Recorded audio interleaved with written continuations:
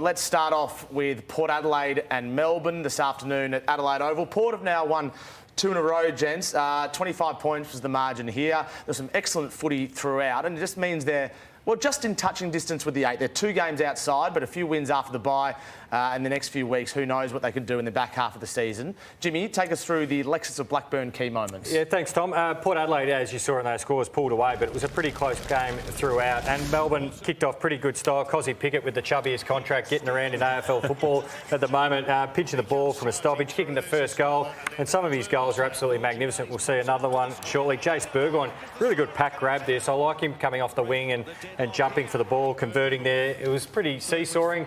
Mitch Georgiades all day looked like the most dangerous player on the ground. His movement inside forward 50. That goal there from Pickett was just extraordinary. And Willie Rioli, this whole entire passage of play from Port Melbourne, swept down the far wing there at the Adelaide Oval, and a great finish. Daniel Disco Turner, he's been super down back, of course, through matchups, and that Georgiades matchup went forward and actually looked pretty lively again as a forward. Good strong hands there. Bailey Fritsch got the chopping the arms free, and this is where Melbourne, usual Melbourne, they were coming back really hard, then their goal kicking yips got the better of them. A number of players missing key ones. Max Gawn was another one that missed an absolute bunny. Sparrow, Petty and Fritsch were some of those other misses, and Darcy Byrne-Jones kicks the sealer here out the back as Stephen May lands on him. A bit lucky not to get the extra kick as well, but Port Adelaide pulled away, and of course Rosie and Butters just winning and playing in the footy, and Horn Francis was good in his game back as well. And Jimmy, we're going to go through it in a bit more detail, the way they use the ball and a few things about their tactics, but their effort is always there at Melbourne, isn't it? You can't deny their effort, but really at the moment they're just not getting the results through the way they're playing. Yeah, their ball use let them down big time today over there at the Adelaide Oval. Pretty good conditions, you know, the old if you can't get a kick, today you just can't get a kick. Yeah. So their key players won plenty of the football. So Max Gawn, Clayton Oliver, Christian Petrarca, Jack Viney, the big 4, as we mentioned, which we'll touch on a little bit shortly. We'll go to that in a few moments' time. But yeah, I want to listen to what Simon Goodwin had to say on their poor disposal, which has been a theme under Goodwin for a very long time.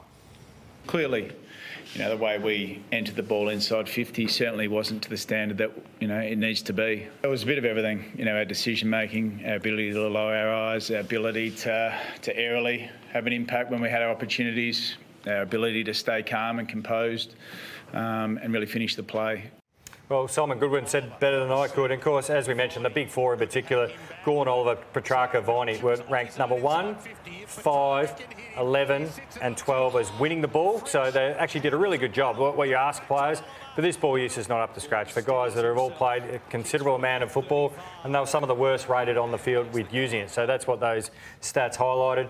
A bit of composure, a bit of structuring up the contest, Hirdy. Yeah, I think, look, those 3 players at the bottom are all about inside mids. They get the ball inside, they're under pressure, but those sort of numbers just aren't acceptable from your senior players. And if you're Simon Goodwin, you'd be frustrated in the way they're using the ball, but also the decisions they're making around the ball. We talk about, Jimmy, we talk about shape, and we'll explain what we mean by shape, but when you've got the ball in a contest or in a stoppage, half back towards the wing, you're trying to shape the ball away from your opposition with handball, through the middle of the ground, or to the area of the ground you want to open the ground up so you can actually attack.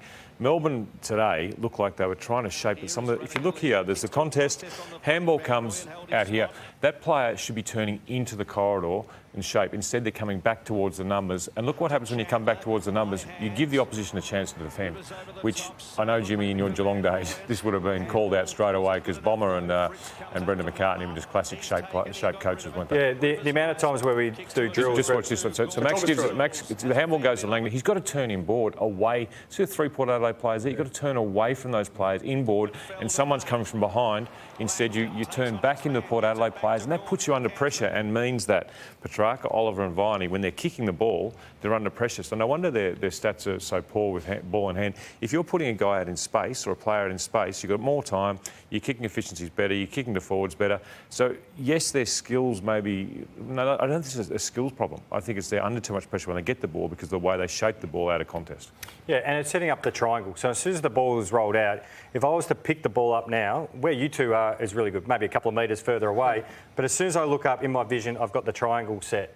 And so it's constantly shaping the contest. If I was to turn to my right pretty hard towards Hirdy, this is what he's talking about, then the shape on the outside needs to be there. So you can either go 1, 2, and that player's really free. And we know an AFL player, if you get 5 to 10 metres in space, you can pick who you want going forward. It's not exactly a new problem for Melbourne, though, is it? Whether it's the actual skill execution or the delivery inside forward 50, but it starts at the source, clearly, from what you're saying. And it's been an issue for many years, even when they were successful. Yeah, and I know they've worked on it a lot. I know the coach was Simon. I know he works on shape drills all the time and it's part of their training, but it just felt like on the weekend there was far too many times they turned back into trouble when they should have been doing it, which from senior players is odd, but unless they work it out, they're continually going to be having more scoring shots, having more inside 50s and losing games. Is there an issue around Steve May? He's been a great player for a long time now, but Mitch Georgiadis kicked 7 goals today. 6 of them were on Steve May. Very rare this happens to a team like Melbourne, given they've got 2 pillars in defence that are largely very stable. Well, I actually liked Georgiada's movement across. Those first two we saw, look at the movement going across and diagonally. If you keep the game straight up and down the line, long kick, Stephen May will eat that up. And same with Jake Lever as well. They're excellent at watching the kicker and watching the eyes. But Georgiades, and actually the young fella at the other end, Van Rooyen, should be watching the highlight tape of his ability to lead diagonally across 50, break off the lead when you're not getting used, and he just opened up Steve May with that athletic leading pattern. So is that a problem? Quickly heard. No, I think it is a problem, and I think we looked at Nick Blakey, we looked at his defending last week on the shows, and I think he's just got to go back to defending. There's a lot of intercept marks Steve May was taking, really contested marks, which looks really good, but go back to making sure your man doesn't get a kick. All right, the Melbourne Football Club promised so much, but have lost their last 2 now, admittedly to some reasonable opponents, especially Port at home, and have now got a really uphill battle if they're going to play finals. As do the Saints, who lost to the Bulldogs the other night by 72 points. I think it was the second time in about 55 days they'd been belted by the Dogs. The big question around this game really highlighted St Kilda's rebuild and where it's at. Yeah. Is it on track? Are they doing the right things? I think they probably know internally where they're at, as Ross Lyon articulated after the match. There's no magic bullet in the AFL. You've got to do the work, do the time, and you've just got to keep adding talent. There's clubs out there that have been rebuilding 6 or 9 years and they're starting to get traction now. We don't want it to take that long, but at the minute, that's where we're at. So what astounded me about this game, Jimmy, is that they had 10 29 or older players, the Saints, the most of any club this round. And I find that fascinating, Hirdy, as well, because you would have thought with a club that has openly said they're rebuilding and resetting and regenerating that they wouldn't be this old. They were the 5th oldest club for the round. Where are their young kids coming through? Or where are their younger players coming through? They're going to win the next premiership with this club. Yeah, I think that's a little bit skewed. So I had a look at the age bracket, that middle band, the 24 to 28-year-olds. And I've got Sharman, Burns, Higgins, Clark and Stocker, and Max King only just creeps into that at the age 24. And so you're talking about the ones coming through. I think they've got an impressive bunch or group. And so you look through them, and I'm talking about the regular players, 24 to 28, but I'll quickly belt out them. Boxall, Wilson, Travalia, Taru, Philippou, Owens, Windhager, Hall, Henry, Naz Wanganeen, Malera, Keeler, Garcia, Collard, and you can probably throw in Caminiti, Schoenmaker as well. Yeah. That's a big core group. But so where are they then if they've got 10 blokes who are 29 or older? But you still got to make sure that they're earning their right and earning their spot. So that the old thing, the selection integrity as well. So they've got to keep them together. Naz is the most important one, Wanganeen, Malera. And then you need Max King back as well, the key forward, of course, who's been constantly hurt. And I think what they're doing with their young kids, so they've identified that the alignment with Sandringham's not working the VFL. They're taking over their own VFL team, which is an interesting way, so they can actually control exactly how they play, exactly how they're trained. So there's no shrewder group in the recruitment or the list management. Stephen Silvani, Gubby Allen and Ross Lyon. They're shrewd as they come. Yeah, agree. So they're extremely aggressive when it comes to bringing players in. They've thrown money at lots of big name players, as we've known about the last few months. But how aggressive are they going to be in terms of trading players out? That's the big question now. How can they get draft picks into their club in order to accelerate this rebuild? Which brings us to the word of Hird.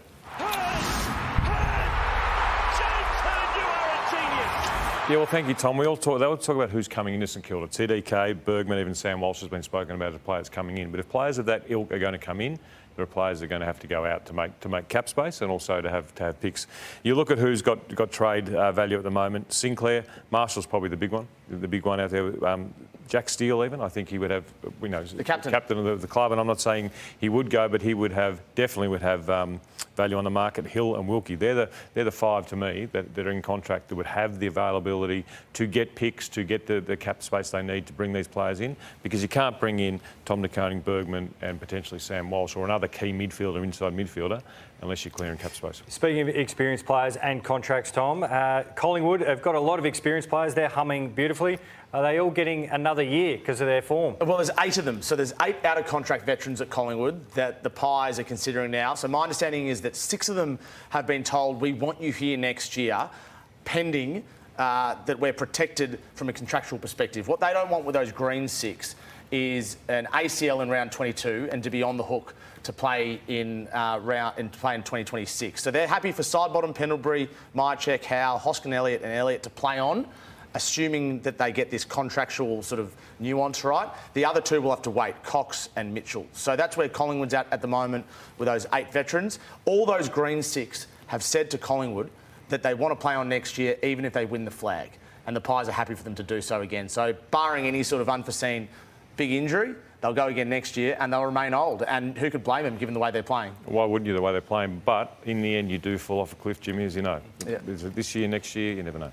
Up next, the Cats are pairing Jimmy Bartel on that. What's happened to Zach Merritt, captain of Essendon, not playing his best football in the last few weeks, plus the latest on Charlie Curnow and Oscar Allen, 2 injuries which could be significant for West Coast and Carlton. The hottest hand of the round, thanks to Lexus of Blackburn, is Bailey Smith and Max Holmes. It's a double. They were both unbelievable, Hirdy and Jimmy. 77 disposals between them. Max Holmes had 39 last week, 36 this week. Bailey Smith had 41 in his return from the hamstring injury, Jimmy. It was a Geelong masterclass, and these 2 are setting themselves apart. Yeah, their clearance work was absolutely sensational, but we talk about it, sides where you can get from the inside to the outside really quickly, metres gained, but it's also off the back of teammates as well. I heard Patrick Dangerfield talk post-game that Tom Atkins is the quality control officer around there. He makes sure numbers are set up really well. And he's actually the #1 clearance player at the Cats, Tom Atkins. And Reece Stanley has lifted his form from last year.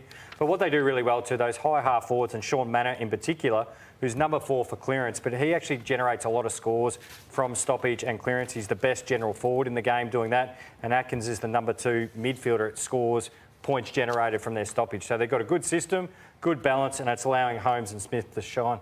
They're playing some amazing footy, Hirdy. They are, but you just wonder why wasn't someone put to them. I mean, they were able to run free pretty quickly, weren't they? Yes, I mean, that's a Brad Scott thing, just like it has been in recent weeks. Yeah. Why don't clubs, educate me, why don't clubs just send someone to tag a play like that? Well, I just would this is not an Essendon thing, it's not about that, but if the game's done, send a young player and teach them. Send them a young player, spend 15, 20 minutes or a quarter on them and see how you go, teach them how to play against 2 of the best players in the competition. Sam de Koning has hurt his AC joint, spoken to Geelong this afternoon. He's having scans on this over the next couple of days. You'll see a specialist as well. Didn't look good. They need him, Sam de Koning. He came back on, but you'd be surprised based on the pain that he was in post-game and even during the game if he played next week. Yeah, big key defender as well down there, so need him at the right end of the year, but Cats tend to be patient and manage their injuries well. Speaking of injuries, Hirdy, can you tell us whether it's an excuse or a reason why Essendon have this sort of result? It was one-sided, but it's a significant injury list they've got to deal with, and it's why they've had 10 debutants this year. It's definitely a reason. I mean, there's no doubt that they're nowhere near the strength that they'd like to be. Whether they would have beaten Geelong anyway, I'm not sure. But going into this game on the weekend, you didn't think Essendon were going to win. Whether you didn't think it was going to be a result like it was, but there's some very, very good players, particularly in the back line. It looks like they don't have many tall backs back there, and there's a reason. But you have to do with what you have, and they should have done better.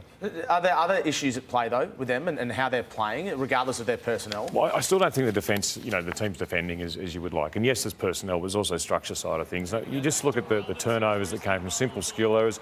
A lot of that was Geelong pressure, but there were times you just looked down at the game and you just went, gee, that's not the standard you want to see. This goal here, I mean, Patrick Dangerfield's picked it up, given a handball, have walked, and I mean that's not AFL standard if you ask me, Jimmy. That's not what you want to see in a football team. And one of the things that really worried me when I was watching the game or looking at the stats at the end of it was forward half intercepts. I mean, Geelong had the record forward half intercepts, and there's 18 scoring shots from forward half turnovers, which is 11 goals, 6, 72 points, unheard of. Yeah, Brad Scott did say that after the game, they're turning the ball over too much. But I know they're 7-6, Essendon. They don't feel like a 7-6 team. Like they've still got a long way to go. And they would know that. And they made some progress with the wins they've had. The game against Brisbane 2 weeks ago, even the Carlton game was a reasonably good game.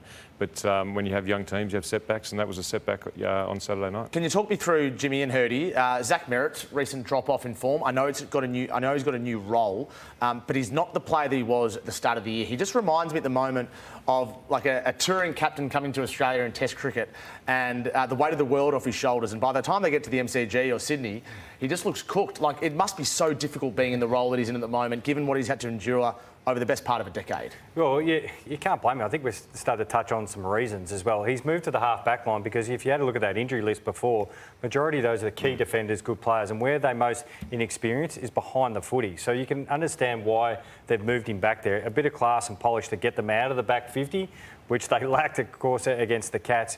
In the midfield, you've still got Durham and Caldwell, so some experience. Of course, Goldstein, there's plenty of experience, and you let the forwards do their work. So they've probably plugged him into a position where they think he's going to help the team, but it's probably not going to help his own personal numbers. But that doesn't help him at all. No, but it's not helping when you're carrying Tullamarine on your back. I mean, basically, as he has been doing. I mean, it's tough for him. I think his second half was better than his first half on the weekend. He's not playing as well as he would have liked, but yeah, it'd be very tough trying to get up when the side's playing like that. Yeah, absolutely. And sticking with the Essendon theme, Jai Caldwell, who's been in some good form, is on players tomorrow night alongside Josh Rochelle, that man, and also Oleg Markov, who's got a serious personality. What an assist that was at the SCG a few weeks ago. Players tomorrow night, straight after Footy Classified. This show is going gangbusters. You can watch it on YouTube as well.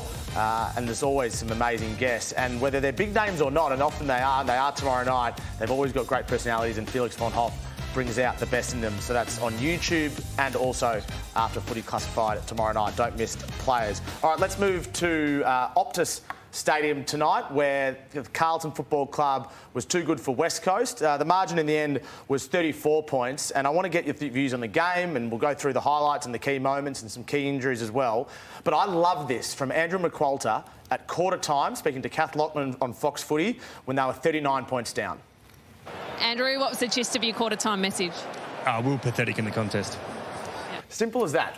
Yep, and I agree. There's times when you're coaching and things can go wrong, and you have skill errors, you can make decisions. But when your base of your game is the contest, and you don't get it right, you look at it, honest comment, and they were very ordinary in the contest, and your players need to know about it. And I'm sure he told them, and they fixed it up. And after quarter time, they were a much better team. Yeah, they were. And let's take a look at some of the key moments, thanks to Alexis of Blackburn. Of course, 39 points, they were down at quarter time when they were pathetic in the first quarter, but they boxed on. They actually responded to the coach's instructions, and they went down by 34 points. So pretty much won after quarter time from then on in. Of course, Carlton probably put the cue in the rack and started to go backwards, sideways and play pretty slow. De Koning snapping the opening goal. Lockie Fogarty was pretty good with 3 goals. Mitch McGovern played it as a forward. He kicked 3 as well. So they were pretty lively up in the forward line. Chincotta there, he snapped through an absolute beauty. Charlie Curnow snapping his own goal in this game before he went off injured. And Jamie Cripps, he's got a huge work rate there, the West Coast Eagles experienced veteran there. And Hewitt's got some real class around the ball. Like he's a player to look forward to the future. And Brockman's got all the tricks in the bag. And when we saw Harley Reid's final goal, actually capped off a pretty good game for Harley Reid. 28 touches, 17 contested and a goal. But how's the debut from McCarthy as well? First Eagles player to have over 30 disposals. He wasn't even on their list. So hang on, this year the first player to get more than 30 disposals. So for a debutant. And a debutant, and then he went at 94%.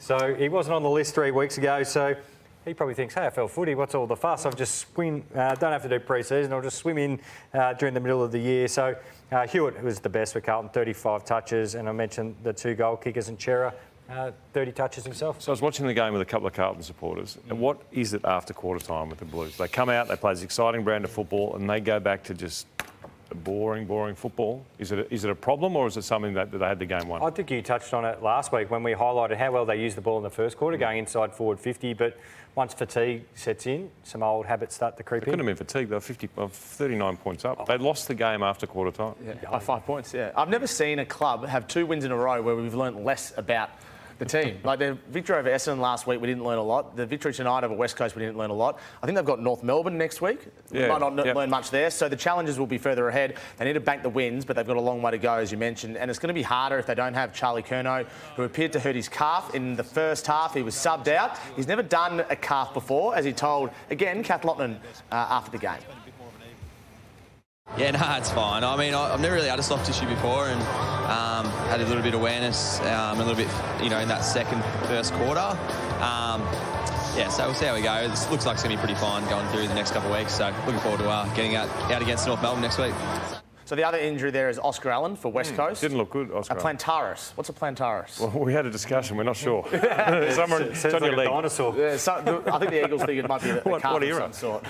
Cretaceous. Yeah. And just it's about dinosaurs tonight. Just on Oscar Allen, West Coast, the deal on the table for him is 3 years with triggers for a fourth. Brisbane, the deal is 6 years. How significant injury could change that, I'm not too sure. I'm still of the firm belief that he wants to beat the Lions next year, so we'll see how that plays out at the end of the season. Just a quick one on McGovern going forward. He kicked 3 goals, McGovern. Is that a long-term thing? No, well, they had no Charlie Curnow, no Harry. They needed him. He did very well up forward, but I would have thought when those two come back, or those two are playing, he's definitely going backwards. But when they're not, he's in the forward. Well, they need someone. Yeah. They need someone who kicked 3 goals and performed very well. But you just think you've got 2 big boys up there normally. But I suppose it does give them some options at the end of the year if they want to bring in other players too. All right, Carlton with a win there. Game against North Melbourne next week, an important one for them, as is every game from now on. All right, up next, what's happened to Brisbane and has the Gabba lost its toit? Plus, mid-season stock take on Hawthorn Adelaide. Stay with us on Footy Furnace. Welcome back to Footy Furnace. Let's get to a very cold Launceston on Thursday night. Maybe that ground needs a roof. We're not going to get into that tonight. It's not really a Footy Furnace discussion. Adelaide versus Hawthorn. The Hawks got the job done by 3 points. It was the third time in a row in Launceston these two teams have had a game which has been decided by just 3 points. Quite remarkable that. The Hawks have won 2 in a row. Jimmy, what impressed you? What impressed me is the adjustments that Sam Mitchell and the Hawks did at half-time. Adelaide came out, of course, and dominated pretty much all the statistical areas. And this is Sam Mitchell here, and it's Dave McKay there, the former Crow as well. And Ed Barlow at the back? Yeah, and this is the adjustment they made. So they brought a lot of numbers up the stoppage. So Hawthorn's going right of screen, and they brought the forwards up and they packed around the stoppage, and they really encouraged them to go forward with quick kicks instead of trying to chain out. This is another one. Hawthorn's going left of screen here. Look at the extra numbers around. And so this is almost embracing, even though it wasn't pouring rain, it was like a wet weather game. So when you have wet weather games, you can play on a straighter line, you can bring an extra number of stoppage, and what you can do is you can send someone through, but then also you quick kick it and then you force one-on-ones forward of the footy. Yep. It's almost like you're trying to play the game downhill a little bit instead of the traditional structure where you might have 4 or 5 forwards home. It was a great move which helped them get back into the game and then eventually get the lead. Well, it's coaching on the run, it really is, by Sam Mitchell. And you're right, you need even numbers ahead of the ball to do that, either quick kicking it. And they are a team like to work the ball out of stoppage, but to do that was very good. And you see in the numbers, a clearance differential in the second half, +2, contested possession differential +8, inside 50 differential +11. Pressure rating went through the roof. And, when you got your pressure, you get the ball out of the contest, you can play in the forward half. It's a better way to play the game. And you can allow them to have an extra proactive player at the stoppage. That's why we saw Watson start the first centre bounce and Dylan Moore after half-time. So they can just take off because you've got bigger bodies around there to give you enough cover. Quick word on the Crows, gents. I've got to you, Jimmy, on this. They're 9 and 5. They're just outside the top 4. They've played some excellent, exhilarating footy across the year. We've got Matthew Nicks on Footy Classified on Tuesday night, Hirdy. But they've also lost some games they would like to win. I mean, they could have cemented themselves in the top 4 by now. Yeah, they could have, but they're learning on the run as well. Remember where they've come from. They haven't played finals under Matthew Nicks. They will play finals under Matthew Nicks. Their profile is really good. Good attack, good midfield, and a good defensive group. But it's the next level as you mature as a group. They're playing the sort of football that they should be a top 4 team. They'll lose a couple of games. They learn from it. They implement it the next week. I mean, you've seen the way this year they've gone from being a really strong attacking team to really overlaying that defensive nature into them to become a better team and hopefully win some finals for their sake. Can't wait for your coach's corner with Matthew Nicks on Tuesday night. That'll be great. I want to understand how he's turned this really attacking team into being a defensive team as well. Yeah, it's going to be interesting. Excellent. That's Tuesday night with Matthew Nicks on Footy Classified. All right, let's go to the Gabba, which used to be the Gabba Toit on Saturday. This was one of the games of the season, to be honest, as well. The Brisbane Lions haven't been playing too well at this venue for the best part of 6 to 12 months. The Giants went away and they got the job done. Very hard team to pick at the moment, the Giants. The margin was 11 points. Hirdy, you've been all over the Lions now for a few weeks. This is what you had to say a couple of weeks ago on the Brisbane Lions and their struggles. If they're about to fall, as the history will tell you, this is the time that those premiership teams fall away. So you're seeing any warning signs at all? I'm seeing a little bit of complacency. I think the game against North Melbourne, where they left it late, they played one quarter against Essendon in the first quarter and the last 10 minutes of the last quarter. There's a bit of complacency. I mean, our losses this year, lost last week, more shots, lost this week, more shots. We've lost 4 games, 2 of them, we had more shots. It's bloody frustrating, but that's life, that's footy, and it's just a problem we've got to work our way through. It is frustrating for the Lions. Hirdy, well done. You've been all over this. What is the biggest issue? Because the way Chris Fagan talks about it must be just kicking for goal, but it seems to be deeper than that. Yeah, look, there is a bit of kicking for goal, and he knows his team much better than I do. I just sense that, and you've been through it, when you win a premiership, you come off, you start the season later, you win a few early, then you have a bit of a dip. Now, they can certainly resurrect that, but I think their pressure rating and their tackling rating has to go 28 tackles on the weekend. Yeah, it's one of the lowest they've had in a long time, and their pressure rating is one of the lowest they've had in the last 5 years. So that sort of stuff is an indicator to me that there's a bit of complacency stepping in. Can they recover? Of course they can. They're a very, very talented side. When you're playing the Lions right now, you're not playing the team that you're playing in September. Yeah, and they fell into the Giants' game style. Your turn, our turn, your turn. And Brown, Cadman, Hogan kicked pretty much 14-1 or 14-2. So they fell into that Giants style. But you mentioned the Trois in the Gabatoir. Of course, the Giants play well there, like they play well down at GMHBA Stadium.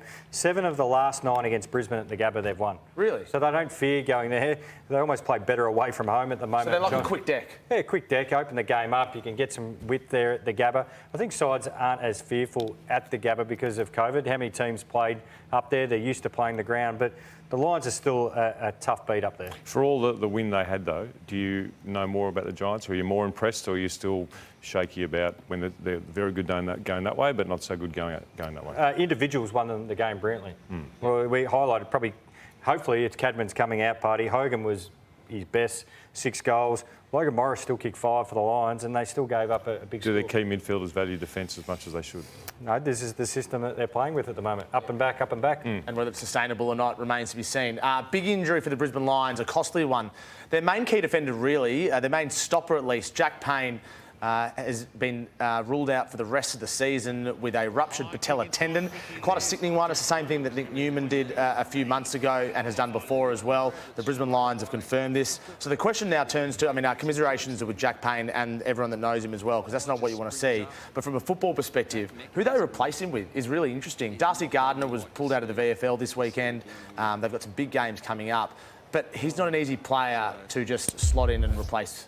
No, he's not. I actually had one of those when I was 18. And how long did it take for you to 16 weeks took to recover from. Right. So I'm sure medical has moved on a bit quicker since then. Well, it allowed Aaron Cadman, as we mentioned, to really get going too. He was able to launch at the footy. We know he can mark the ball at the highest point. And this is what the Giants have been waiting for, Tom, of course. Moved up in the draft order to take him pick 1. He wasn't the number 1 pick, but he was definitely a top 6 pick. So the Giants made sure that they got in front of everybody else, identified the need that they needed a key forward. Of course, Jeremy Cameron went down to the Cats, and that was before Hogan absolutely got to the Giants and popped. So a very astute work there by Jace McCartney and the list management team there. And which you were part of? They did all the hard work, of course. Come on, Jimmy. How much you used to tell us off the camera how much work you did. All those. But we've been waiting for a breakout game from Aaron Cadman, and this was it. He's been going along nicely for a player of his age, 50 games. He's more than a goal a game. Of course, he's learning off a great player there, Jesse Hogan, as far as work rate, positioning. Now the ball's starting to stick in his hands. As you fill out to be a man, you're playing against big men, key position players. Sometimes when the arms get knocked and things like that, you drop it. He's starting to hold them now. Key forwards take longer than midfielders. That's what Matthew Lloyd said this morning in the Sunday Footy Show. 50th game this week, as you mentioned, for Aaron Cadman. All right, some trade updates next on Footy Furnace. De Koning, Marshall, Draper, Bont and Warple, and so much more. Stay with us. Back to Footy Furnace. Let's talk Freo versus North Melbourne last night. It was actually a pretty good game in the end. I was flicking back between this game and the cricket and the golf, the US Open. It was all happening. And the Dockers were very happy with the result in the end. North Melbourne tried hard. 6 points was the margin. What it means is the Dockers are 8-5 with Essendon to come on Thursday night. But one of the big talking points around the last fortnight for North Melbourne was whether they should have sold these 2 games to Perth or to Western Australia, which brings us to Fan the Flames. Saturday afternoon, 3W Footy. Triple M Saturday, Rob. They're on crunch time. You're hearing it all on ABC Sport. All right, I bumped into Matthew Richardson of the Hall of Fame last week, and I know plenty share his opinion on 3AW this afternoon. The only thing I don't like about it is it's gifted Freo a home game, basically. Yeah. I don't mind the Bunbury thing. I think it was great. It looked good down there. It was good for the region. They're giving it to the Optus Stadium where you're gifting in an already compromised competition, you're gifting Freo a home game. So to Richo and anyone else thinks this, just look a little bit deeper, because Fremantle this year would have had 11 games at Optus Stadium, which are home games. They get this game against North Melbourne, which is 12, and they get an away game against West Coast, which is 13. Collingwood play 14 games at the MCG this year. Richmond play 13 home games this year. So what it actually does, it equalises the competition more than goes the other way. Now, the other element is, well, should North Melbourne have the right to just say, we're going to sell a game to whoever we want? This is worth, according to my sources, $2.5 million, these two games, across the 2 weeks. $2.5 million to a club that needs the money desperately so that when they are contending, they can be financially viable. I know it's not popular with everyone, but for me, for North Melbourne in the place they're in now, it makes sense. And the other point that I want to make is that Collingwood tried to sell a home game last year to Gold Coast. Yeah. So it's not only the smaller clubs, it's also the bigger clubs that are seeing the benefit in it. I agree. I think that North should be able to sell their games wherever they want to, and actually gets more money out of the Western Australian system. You know, with a lot of money there, football, into the broader football system, which I think is important. And if North Melbourne want to sell their games to Mars, well, you know, if they need to, that's good on them. Hey, Hirdy, you love when I bring up how I'm going to measure North Melbourne this year. What is it? And It's not percentage, is it? It is on percentage, and I keep referencing the Brisbane Lions under, of course, Chris Fagan. Go back to his first year in 2017. Of course, the previous year under Lepper, the Lions won 3 games, 61.6. First year under Fags, and I heard him reference this, he was looking at the percentage, 74%. 2018, 89%. If you go back to North Melbourne, 22, they were 55, 23, they were 71, and 24, 63. They're currently at 80%, and that's reflective of now they're a lot closer in games, they're not getting blown out, not giving up massive scores, and that is the step process. So they're actually getting better. I know we want to see more wins, but because they're coming from so far back, we need to see improvement on both sides of the ball and be competitive for longer. You're throwing a 9-point loss to Port Adelaide, 3-point loss to Essendon, and this loss, that's much better improvement. And you can see with your eye they're building from the contest out, and both sides of the game are getting better. There's no doubt they're a much improved team than they were last year, even if they don't have the wins that people thought they were. I think come 26, 27, this team's ready to explode. Now, 26, 27, so next year. Next year, I think they'll be a much better team, and I think Can they play finals next year? I think 26 almost. Yeah, I actually think the talent that's there and the way they're being taught and the way you can see them playing shows a team that's being taught the right way. Well, Brisbane did jump to 16 wins, but that's a long way off. I did pepper you with percentage. Tom, I'm going to pepper you now with some trade news with Hirdy. We've got some big names coming up in the trade period. Let's kick it off with Tom De Koning. Everyone wants to know about Tom De Koning. So Tom De Koning has told Carlton that he wants to stay, but the issue is he won't sign at the moment because the financial gap is just too big between what St Kilda are offering and what Carlton are offering. So how much? What's the difference? Well, it's about $5 million across the 7 years. So you can't blame him if he does go to the Saints. So my understanding is at the moment what's happening is his management and people close to him are trying their hardest to find a way to minimise that gap. Yeah. I think it's unlikely they'll be able to do it. Then he's got a decision to make. But everyone at the Blues is aware that if the money was even, he'd be staying at Carlton. It's just a big gap. It's a convenient way of saying it. Yes. So if he goes to St Kilda, where does Rowan Marshall go? Well, I still believe that Rowan Marshall and Geelong is a fit that would suit club and player if that does happen. Now, the big question around this is, would Geelong give up a good pick to bring Rowan Marshall in? And what would St Kilda demand? And that is unanswered at the moment. But I know that Geelong, at the end of the year, if Tom De Koning gets to St Kilda, we'll have a look at Rowan Marshall. It's a good time to be a big man in trade and free agency period. Sam Draper. Yeah, he's met with Adelaide. He's also at least spoken to Brisbane. He might have met with them as well. 4-year deal on the table at the Bombers. The longer this goes, the more likely it is he's going to explore one of those options as a free agent. A man that, if there's more chance of Mars hitting Earth, is going to leave is Marcus Bontempelli. When we've heard rumours this week, or been told that he's going to sign.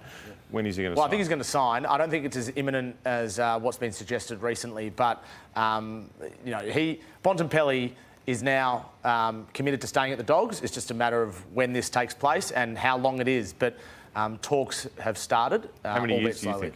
I don't know how many years. But what would you? I think based on his previous history, it'd be around 4 years, but I don't know what he's thinking. And just quickly, Tom, James Worpel and Riley O'Brien, another ruckman. So James Worpel has been offered a 2-year and a 4-year deal by Hawthorn. He gets the pick of the two, neither on great money, so he's got to weigh up what he wants to do or explore interest from other clubs such as Geelong, St Kilda or Melbourne. Riley O'Brien's also been offered a 2-year deal by Adelaide and also not on great money. So this could be part of that ruck merry-go-round interest from Brisbane, as Josh Gabelich reported last week. So that's certainly one to watch with Riley O'Brien. He's playing some good footy at the Crows, and they do like him, but they're not at the moment prepared to offer more money or more years.